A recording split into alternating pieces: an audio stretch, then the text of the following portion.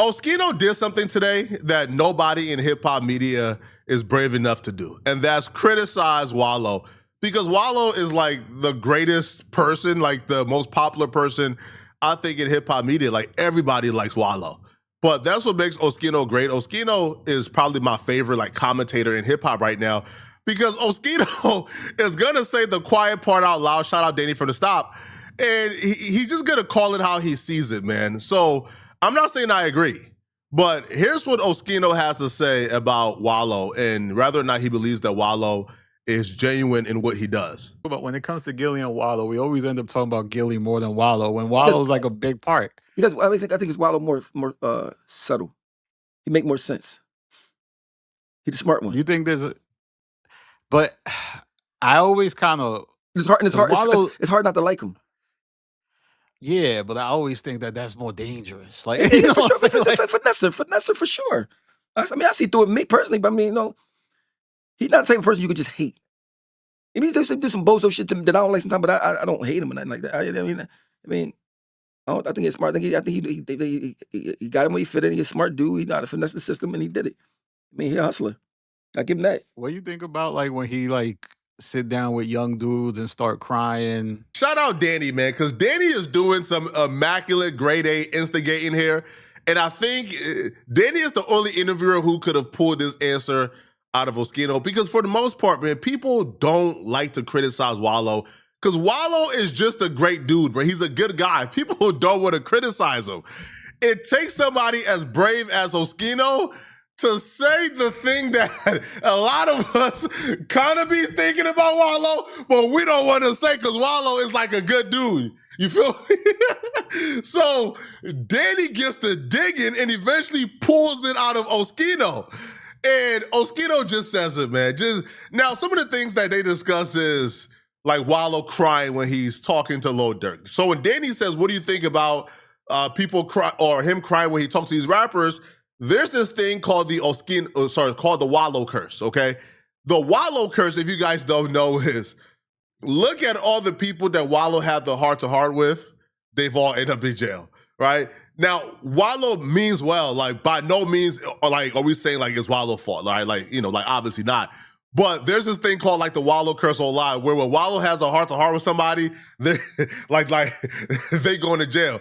Wallo had the heart-to-heart with Lil Durk, he went to jail, right? Wallo had the heart-to-heart with Kodak, he went to jail, right? Wallo had the heart-to-heart with Youngboy, he went to jail. Wallo had the heart-to-heart with Pooh Shiesty, he went to jail, right? So it's the Wallo curse. But, like, the moment that I think Danny is referring to is this particular moment right here, where he's talking to Lil Durk, right before Lil Durk goes to jail. This is when Lil Durk brought $1 million to do the interview with Gillie and Wallo. Now, by the way, this interview is actually included in the Lil Durk indictment, because they claim the $1 million that Lil Durk brought to the interview, Lil Durk took portions of that $1 million and gave it out to the killers of Stephen Mack. I try to plan it out. Even if some of y'all, listen, we gonna be real, man. I got it, and I gotta say this, because some of y'all in this room, y'all might not see next year. Y'all might not see next week. And niggas ain't saying that to y'all, because a lot of y'all niggas ain't got no fathers or none of that shit. So my position is here or some shit like, damn, I fuck with you young niggas. Because when I was young, ain't too many niggas give me the game. And I know you niggas ain't got no dads out here. He happy, a grown-ass man, and he happy that his dad back. Grown, he's like, damn, because he missed that shit. And I know a lot of niggas that gave y'all game, they gave y'all game that was beneficial to them, and it wasn't beneficial to y'all, and it put y'all in a fucked up position in life. Y'all seen niggas, treat your mommy like a sucker. So y'all got a lot of shit, and it's a disconnect from the older black man, and y'all just been disappointed your whole life. But for you niggas in here, who big brothers, who stepdads, who OGs is in prison I try to be my best to do it for y'all and get y'all righteous game. And this coming from a nigga that's out here winning on legit. This is the first time in my life.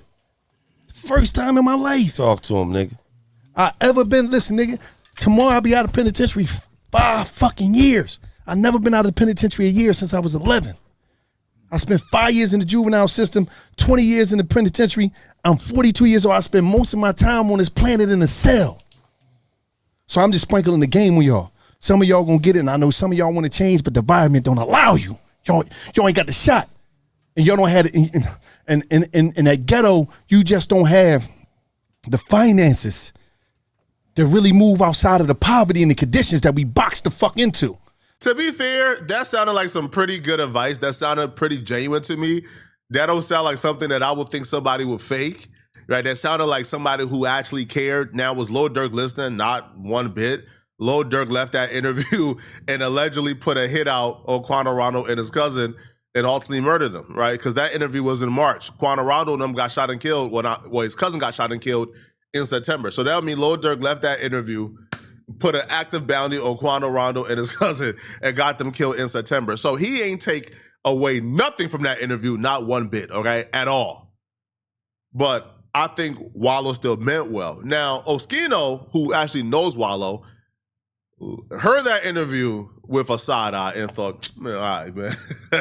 Oschino ain't buying that at all. And the reason why he's not buying it is actually pretty compelling.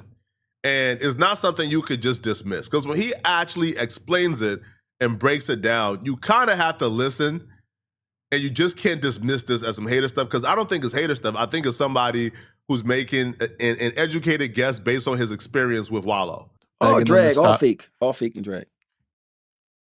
Why you say that? See, I don't care, bro. It's all fake. You think when he was sitting down with Lil Durk in the room for all them dudes with the mask fake, on, bro. you think that fake? That nigga's, he should have got an Oscar. She got an Why Oscar. you say that?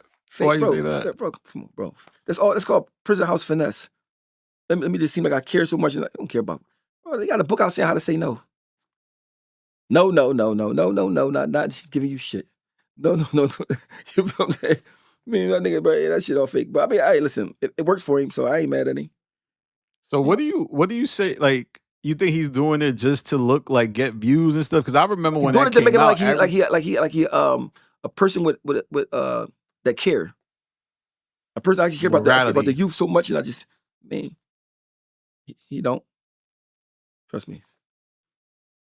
Yeah. Do you ever think it's like hard? Because I remember like some of like Wallow's previous past is not the most like positive. Like even there's criminal shit, but then like when I looked into some of the things that happened, it looked a little wild. I was like, whoa. I mean, you know, you're doing robberies and stuff. I mean, that's the mean when you got no money. That's the stuff. Same thing I was doing. I mean, robberies and you know. Did you rob people that were like defenseless? Like, did you rob like maybe? No, I was robbing. people? I mean, for first I was robbing people, but the people start looking for you, trying to get you back and all that shit. So I started robbing stores like gas stations, markets, and all shit like that. Store. I mean, it's stores like that. This back in the day. I got certified as an adult in '95 from house correction, adult prison. You know what I'm saying? So mind you know the jail Wallow did this time, and I was up there for a couple years. Dallas, Vision Quest, you know, juvenile spot, but all them spots too. You know, man, it give you a different type of mentality. That's why you know drag when you see it. Like, no, bro, he capping. He don't care about that. You think a nigga that been in prison 20 years to see every type of nigga come through the jail gonna cry about some niggas from Chicago? No, that was all cap. That nigga don't give. Damn, you telling me Santa ain't real, man. This is Shout out to Detroit Roundtree. Oschino can't say for sure, right, that Wallow is faking it because he's not Wallow, right? He is not in Wallow's body. He don't know what's on Wallow's heart or mind. But he could make a determination based on his knowledge of Wallow's character. He brings up this guy called Detroit. And the reason why Detroit is important is because Detroit is the reference that Oschino is using to say that Wallow is faking it and Wallow don't really care and them tears is fake. Because Detroit is Wallow's little brother. When Wallow was in prison for 20 years, Detroit is who visited Wallow. Wallow, and I remember this episode was on $1 Million Worth of Game, and he says that Detroit was the person who held him down the most. He called him Triz. Well, Oschino was said, based on how Wallow treated his own little brother who held him down for 20 years, if you don't feel the same love for him, then you can't possibly feel that same love for some Chicago dudes or a Florida dude or a dude from Baton Rouge who you didn't grow up with. You grew up with Detroit for 20 years and he held you down. And Oschino will say, based on how Wallow did Detroit, he knows that other empathetic, sympathetic stuff is absolutely fake. Now, I don't know if I agree, but I'm going to hear out Oschino.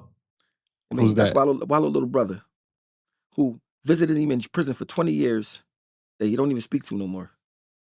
What happened with him? He don't speak to him. He even made Wallow Instagram page. Let's make it make sense now. I'll be saying this shit. You think it's hating? No, I'll be knowing what's going on. I mean, Detroit Roundtree was in my first rap group. And I kept telling Wallo, like, Detroit yo, bro, Roundtree. I said, your little brother was in my first rap group, right? Kept saying he wasn't really saying nothing back. Like, so I called his brother, like, yo, bro, I keep talking, I seen your brother. I saw him, he don't be saying nothing. His brother wrote reserved, so he don't really talk like that. Like, man, he don't me no more. Like, what you mean? Man, he start popping. Mind you, I'm talking about, it's a video with Wallo talking to Gilly. Gilly asked Wallo, who held you down the most in prison when you was locked up? Wallo said, man, Triz, they called him Triz, Troy, his little brother. That mean, he visits you for 20 years. You get popping and you don't talk to him no more. So when you seen you cry for niggas from Chicago, that shit all fake. You agree with it? You agree with it now? Mind you, everything I'm saying now is 1,000% the truth. No bullshit, nothing. I mean, There's there's no insight into what may have happened. Could it have been like Troy is the calmest. Listen, bro, you visit me for 20 years in prison, you would have to smack me in my face for me not to fuck with you no more. And you my little brother. Yeah, his other brother or his sister neither. So, but his little brother is the one that like was really riding. Really riding the whole time. When he came home, made his Instagram for him. See, people don't know this type of shit. They don't even talk about him or nothing. I mean, I know. So imagine I'll be looking at these niggas like, nigga, they out there with that figure ass shit, bro. Like, it's all drag, bro. It's just the shit cat. I mean, if you were he do a good job at it. With it, like the shit he doing, he can inspire people. He still can inspire you. Man, do whatever you're gonna do. But like all that crying shit and all that, like, come on, man.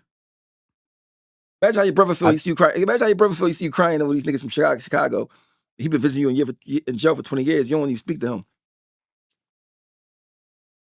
Damn, man, this is too much. Because I don't really think anybody ever does a deep dive. Because Gilly is like he's the lightning rod of the show. He's like the Draymond Green for the Warriors. He the clown. He the clown. Okay. Yeah, he the one to dance with the big hat, dumbass hat. I mean, that type of shit like that.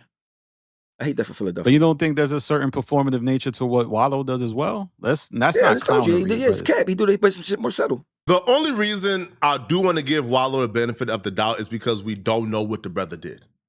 Right? If Wallow ain't speaking and we only got the brother perspective, then it's unfair to say Wallow just cut this dude off out of nowhere. Now, Wallow could very well have went Hollywood, but until we know, because if I get out of jail and you held me down for 20 years and then I get out of jail and you did something foul to me, or you smashed my girl, or you stole some money from me, or you did some shady business, I feel like I'm not required to hold you down after you snake me out. So we don't know what the brother did to Wallow. Now, Wallow could very well have gotten out, gotten lit and said, bruh, see ya, right? And went straight Hollywood. He could have done that. I'm not putting that beyond Wallow. I'm just saying until we know, we don't know.